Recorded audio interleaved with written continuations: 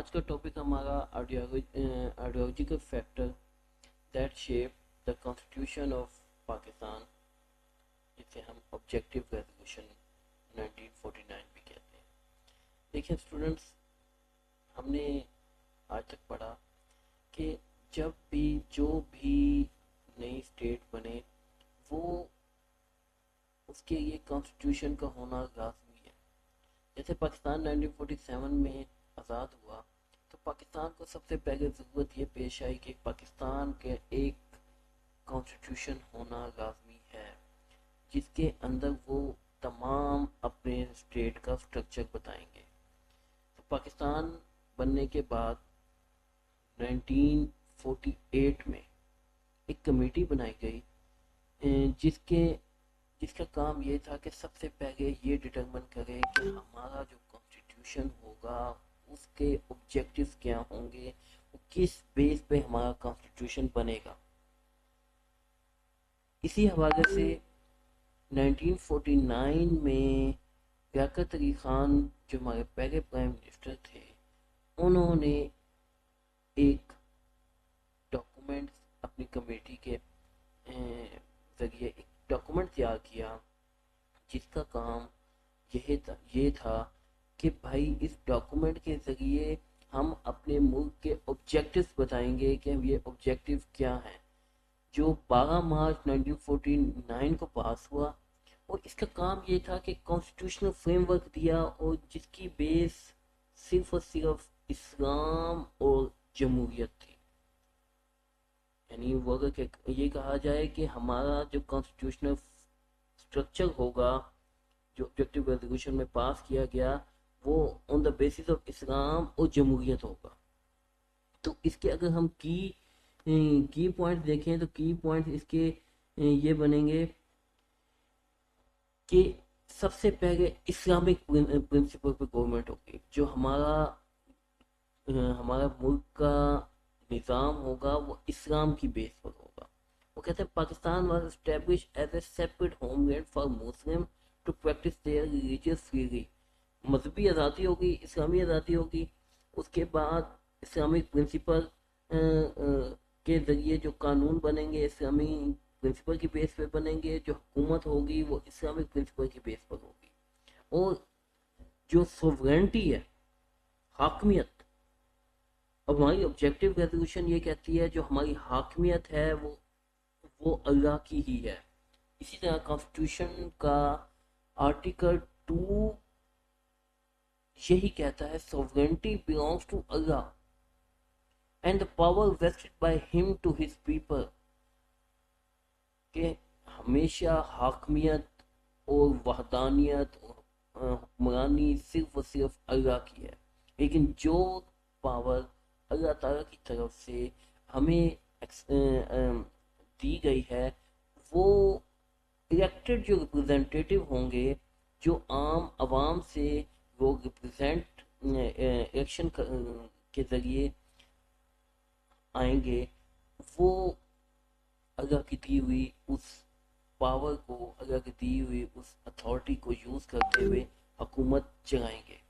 اور دوسری بیس ہماری جو ہوگی ڈیموکریسی ہوگی، جمہوریت ہوگی، اور جمہوریت کے ساتھ ساتھ جسٹس ہوگا۔ جمہوریت کیا ہوتی ہے؟ جہاں فار دا پیپل ہو،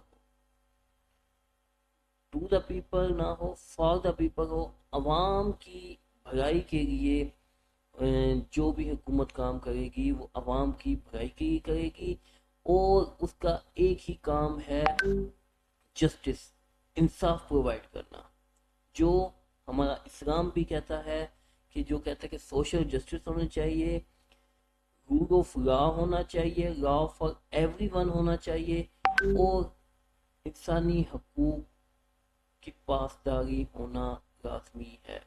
یہ ہمارے آبجیکٹیو ریزولوشن تھے، جو ہمارے آبجیکٹیو تھے، جو ہمارے آبجیکٹیو ریزولوشن 1949 میں پاس ہوئے، جسے ہم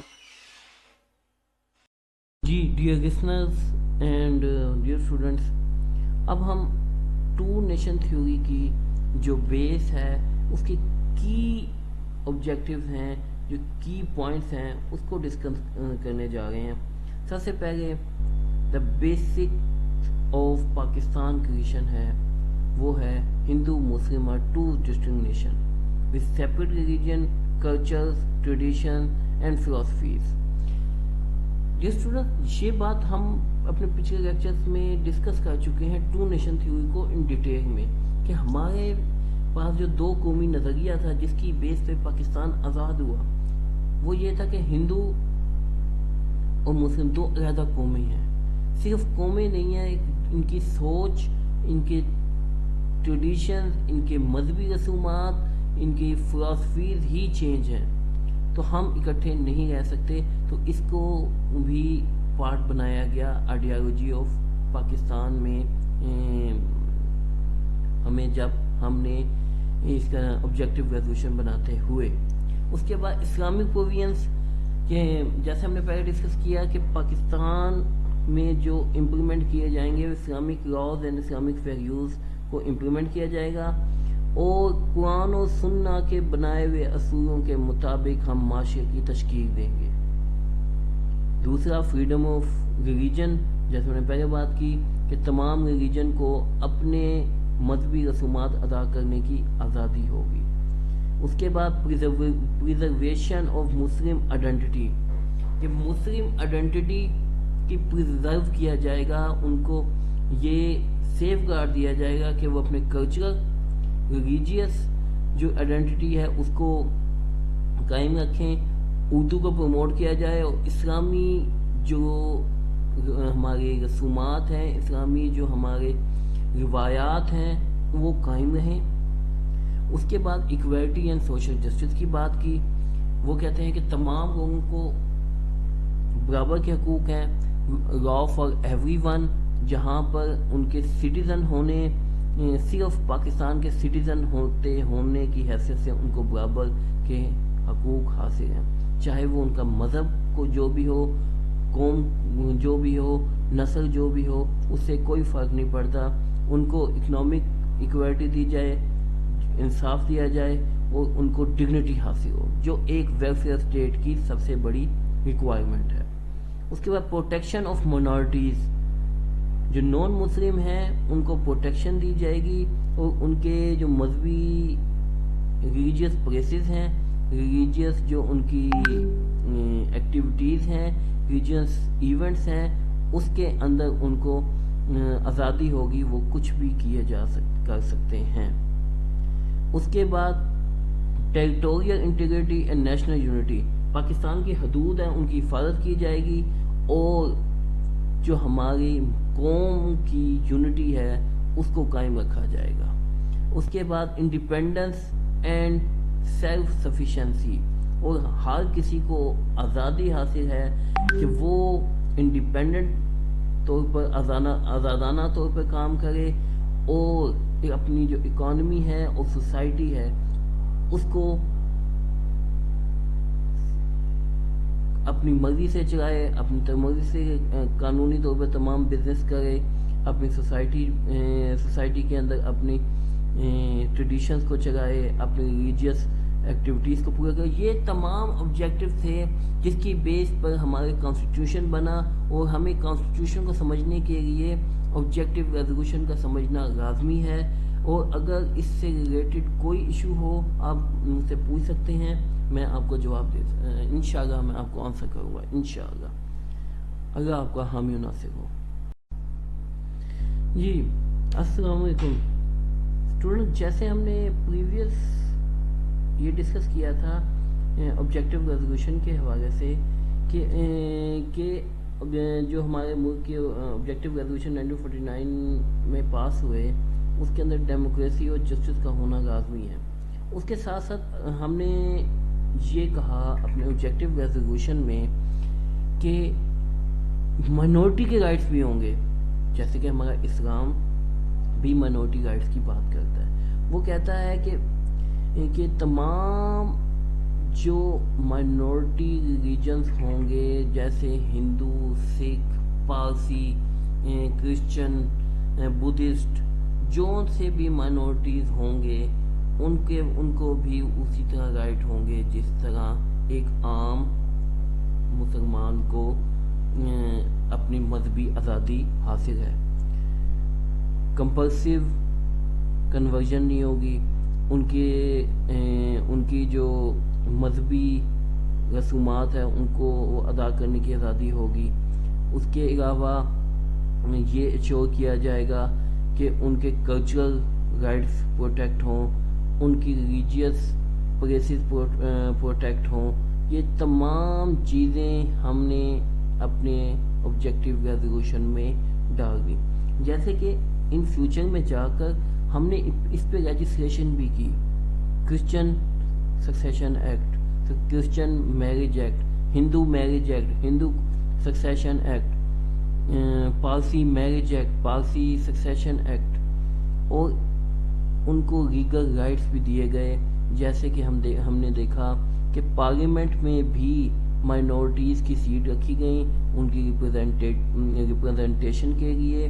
اور یہ تمام کام صرف اور صرف ہم نے اس آبجیکٹیو ریزولوشن کی بیس پر کیے، جو ہم نے اپنے آئین کا حصہ آگے جا کر آرٹیکل 2A کی شکل میں ہم نے اس آبجیکٹیو ریزولوشن کو کانسٹیٹیوشن کا حصہ بنا دیا اور اپنے اوپر امپوز کر دیا کہ ہم جو آبجیکٹیو ہیں ان کو لازمی ہی ہم انٹرٹین کریں گے اور اپنے ملک میں ان کی شیورٹی کریں گے کہ ان کو سیفٹی حاصل ہو.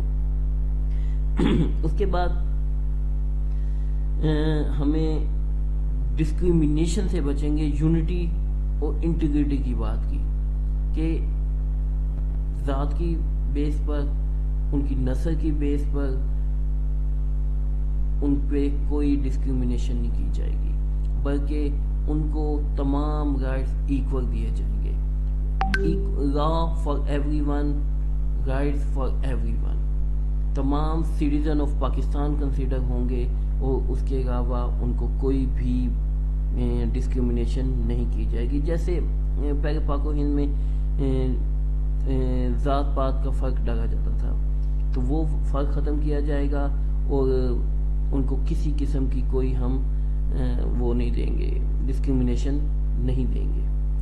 اس کے بعد کیا ہوا؟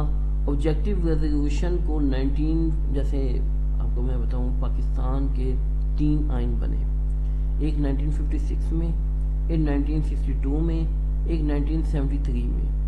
جو 1956 کا آئین بنا اس کے اندر بھی آبجیکٹیو ریزولوشن کو انکارپوریٹ کیا گیا، 1962 میں بھی کیا گیا، 1973 میں بھی کیا گیا، اور اسی طرح یہ آئین کا حصہ بنا دیا گیا 1973 میں. اگر ہم اس کے بات کریں سائلنٹ فیچرز کی، تو ہم سائلنٹ فیچر سے بات کرنے سے پہلے ہم یہ دیکھتے ہیں کہ اس کو ہمیں آئین کا حصہ بنانے سے فرق کیا پڑا. آئین کا حصہ بنانے سے فرق یہ پڑا کہ یہ ہم پر اب امپوز ہو گیا. پہلے صرف اور صرف ایک جنرل ڈاکومنٹ تھا. جب ہمیں 1973 کے آئین میں آرٹیکل 2A کے ذریعے ہم نے اس کو آئین کا حصہ بنایا، تو اب اس ملک کے اسٹرکچر کا یہ پارٹ بن گیا کہ ہم نے لازمی